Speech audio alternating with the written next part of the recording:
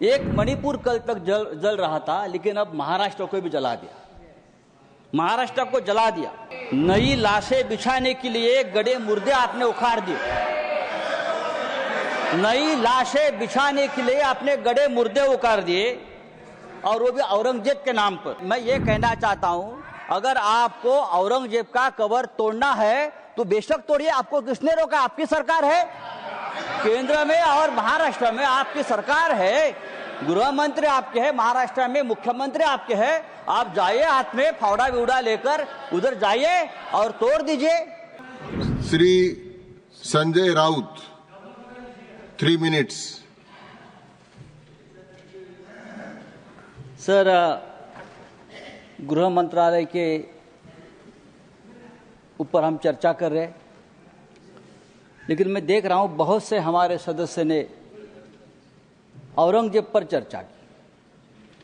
क्या दिन आए हैं कि इस सदन में, इस उच्च सदन में औरंगजेब के ऊपर लोग चर्चा कर रहे हैं, और उसके लिए मैं मानता हूं जिम्मेदार सर हमारा गृह मंत्रालय है। अगर समय रहते 3 मिनट तो मेरे पास है, वो तो मुझे बोलने दीजिए।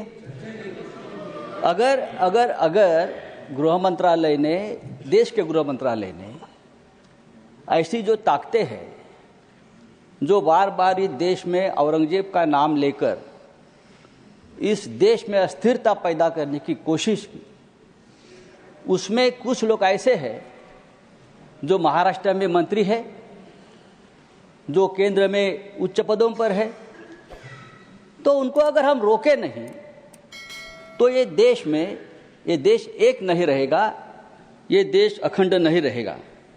देश में एकता और अखंडता कायम रखने का काम ये गृह मंत्रालय का है।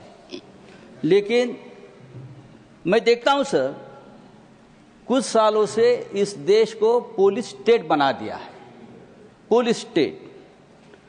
और उनका काम क्या है कि विरोधियों को कमजोर करना, पॉलिटिकल पार्टियों को तोड़ना, यह गृह मंत्रालय का काम है हर जगह।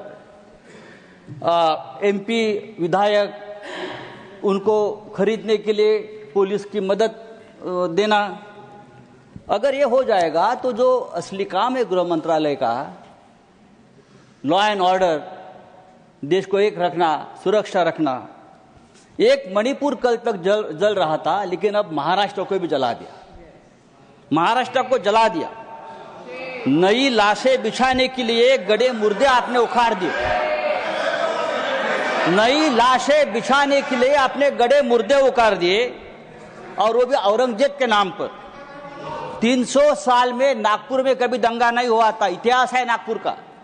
300 साल में कभी नागपुर में दंगा नहीं हुआ था।